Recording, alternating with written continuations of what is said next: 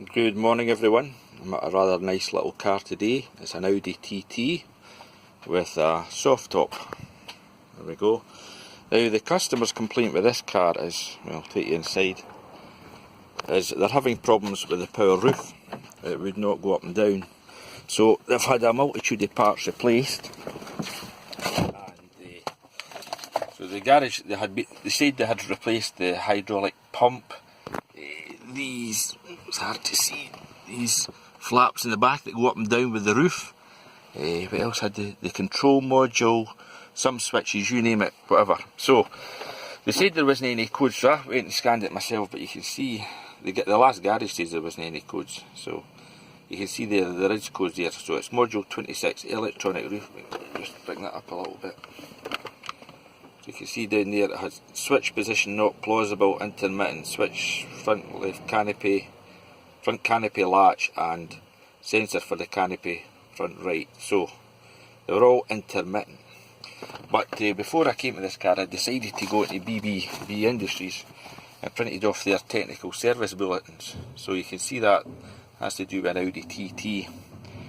And they were saying if you get any of the following codes, which I've got two of them, I've got the 2000 and the 3247, you replace that. You replace rear right, so that's the one behind the driver's seat here. You replace the potentiometer. So within these flaps here, let's see, within these flaps here, there's a motor and a potentiometer.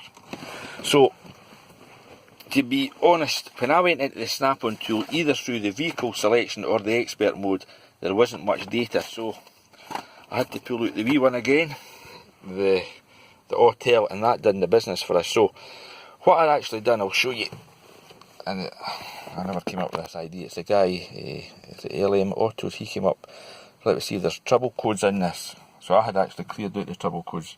So this is the one that came back, but just saying it's intermittent at the moment. So the convertible top lock, that's the F294. They've actually got a wiring diagram for it. I'll put that in the notes. So you can see at the moment it's passive sporadic, so that's okay. We can forget about that at the moment. But if we go into active tests and we go into selective action tests, so I went into this one here, convertible top flat initialization. And what I done here was, you start that off, you just press that and it starts flashing. You just hit start and then it comes up here running. I don't want it to do again because the thing's now working. If I do it again, it'll still work, guaranteed. And all you do is, this is the button to put the roof up and down. You press it and the roof goes back just a little bit, and you've got to take your finger off it and press it again, so each time it goes back just a little bit. And when it reaches its end, you then got to bring the roof back up, and it just goes a little bit again. And after you've done that, leave that for maybe about 10 seconds, and then hit, that'll come up there, end. And then that finishes that procedure.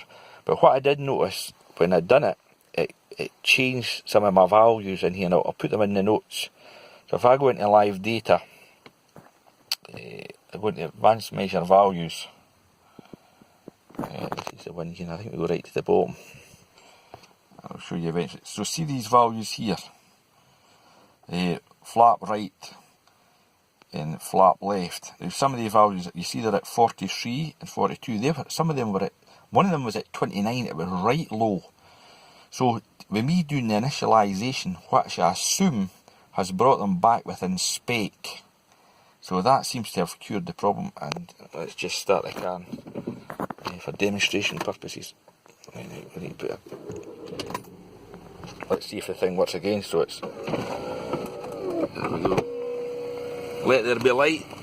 You can see they go back,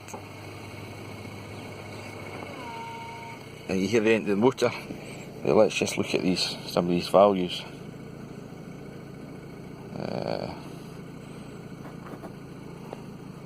It's hard to see when you're in the light, but there's 160 and 160 floor, so that means that the flap's now closed. I'll take a screenshot of that for 2 seconds. Right, and I'll let you see it at the back here.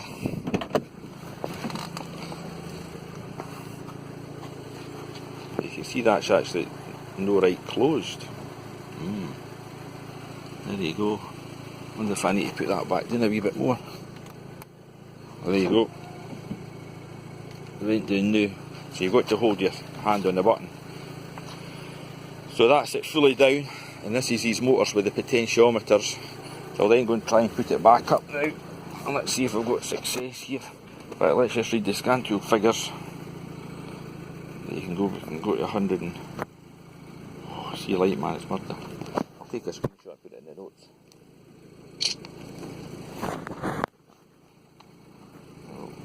We'll draw the button back up.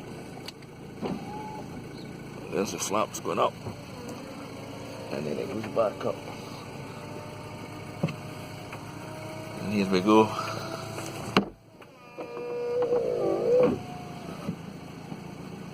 Sure, that's the end. Actually, you find your windows go back up, so it's all interconnected. So, and there's the figures once it's shut.